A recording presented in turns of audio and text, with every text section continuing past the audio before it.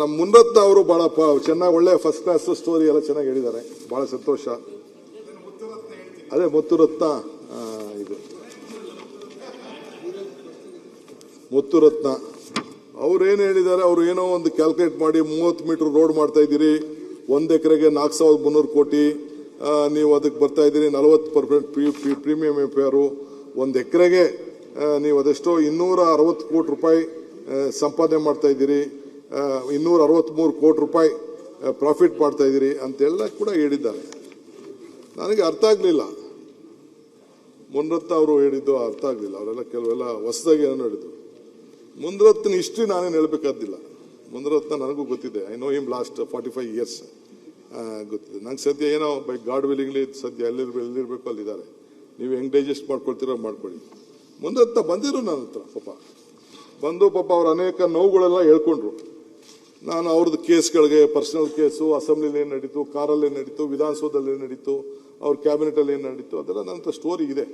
ಈಗ ಬೇಡ ಅದೆಲ್ಲ, ಅದನ್ನೆಲ್ಲ ತಗೋಬೇಕು ಅಂದ್ರೆ ಬೇಕಾದ್ರೆ ಚರ್ಚೆ ಮಾಡೋಕ್ಕೂ ನಾನು ರೆಡಿ ಇದ್ದೀನಿ. ಅವೆಲ್ಲ ಸ್ಟೋರಿ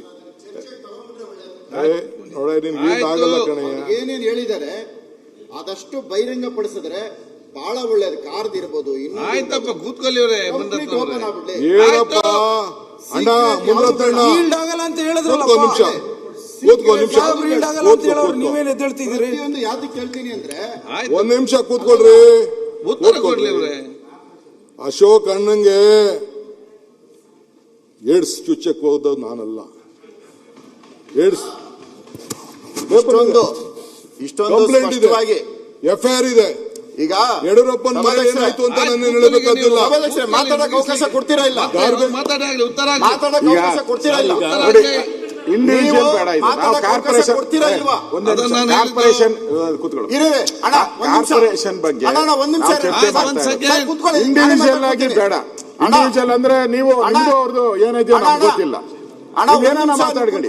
ಇಲ್ಲಿ ಇನ್ನು ಬಹಳಷ್ಟು ಜನ ಬಹಳ ಚರ್ಚೆ ಮಾತಾಡ್ಕೊಳ್ತೀನಿ. ಇದಕ್ಕೆ 1 ದಿನ ಸಾಗಲ್ಲ, 4 ದಿನ ಬೇಕು. ಇದಕ್ಕೆ 1 ನಿಮಿಷ ಮಾತಾಡ್ಕೊಳ್ತೀನಿ. ಅದಕ್ಕೆ ಸಪರೇಟ್ ಆಗಿ ಅವರಿಬ್ಬರು ಒಂದೇ ನಿಮಿಷ ಅಧಿವೇಶನ ಅವರಿಬ್ಬರಿಗೆ ಒಂದು ಅಧಿವೇಶನ